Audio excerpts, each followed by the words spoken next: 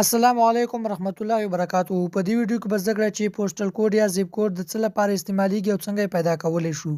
نو پوسټل کوډ یا زیپ کوډ له تاسو څخه په ګوګل ایډسنس کې او په پیپال جوړولو کې له تاسو څخه غواړي. دا او دې ته ورته په نورو ډېرو اپشنونو کې له تاسو څخه پوسټل کوډ یا زیپ کوډ غواړي. نو ملګرو راځئ چې هغه پیدا کړو. نو تاسو به په خپل موبایل کې ګوګل را خلاص کړئ. په ګوګل سرچینګ ته به تاسو راشئ.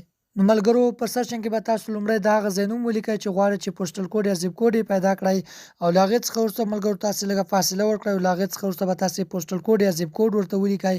نو موږ ته ډایرکټ دلته په سرچینګ کې راوغوښتو. زه پوسټل کوډ باندې کلیک کوم.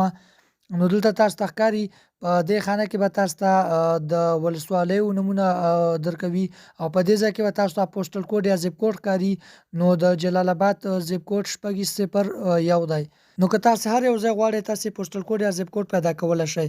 زه به دا وران کړم او په دې ځای کې به زه پکتیا ولیکم. دا د پکتیا موږ ولیکله. نو زه اوس دا سرچ کوم.